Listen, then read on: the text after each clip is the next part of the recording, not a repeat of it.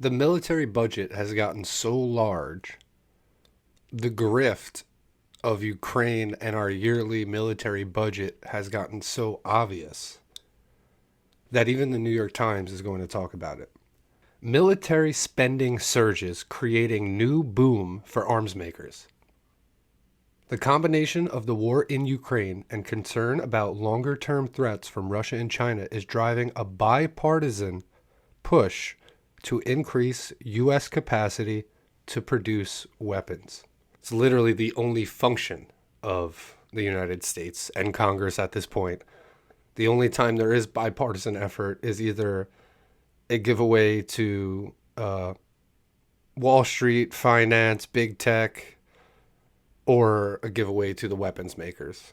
The prospect of growing military threats from both China and Russia is driving bipartisan support for a surge in Pentagon spending, setting up another potential boom for weapons makers that is likely to extend beyond the war in Ukraine. Congress is on track in the coming week to give final approval to a national military budget for the current fiscal year that is expected to reach approximately $858 billion, or $45 billion above what President Biden has requested. If approved at this level, the Pentagon budget will have grown. Of course, it's going to be approved at this level or higher.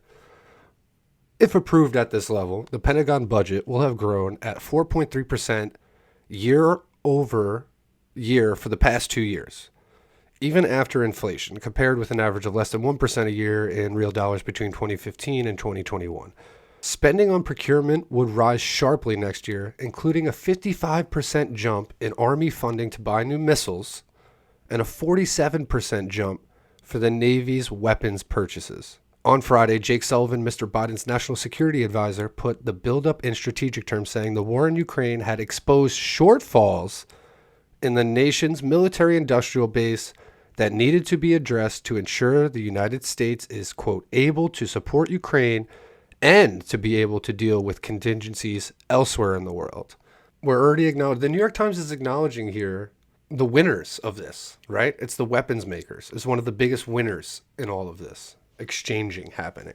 We went through 6 years of stingers in 10 months. Gregory Hayes, Raytheon's chief exec, said in an interview earlier this month, referring to 1,600 of the company's shoulder-fire anti-aircraft missiles sent by the U.S. government to Ukraine. So it will take us multiple years to restock and replenish. But those contracts are just the leading edge of what is shaping up to be a new big defense buildup. Military spending next year is on the track to reach its highest level in inflation adjustment terms since the peak in its costs of the Iraq and Afghanistan wars between 2008 and 2011, and the second highest in inflation adjusted terms since World War II, a level that is more than the budgets for the next 10 largest cabinet agencies combined. You know, I almost thought for a second they were going to talk about how it's basically bigger than the next 10 countries combined, but they just put it in terms of cabinet agencies. Obviously, it's more than half of our entire budget every year is the military. Even more orders are coming into the military contractors from U.S. allies in Europe and Asia, as they too have concluded they must do more to arm themselves against rising global threats.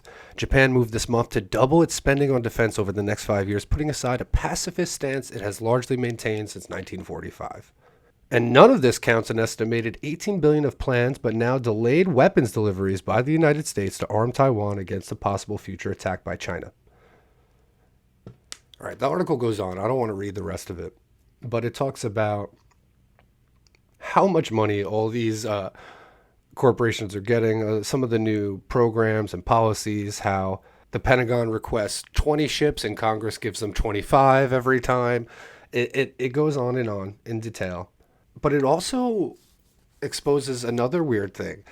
So they're doing a new arms race. They're talking about China and Russia as these rising state threats. So now we need to build a bigger industrial base, et cetera, et cetera.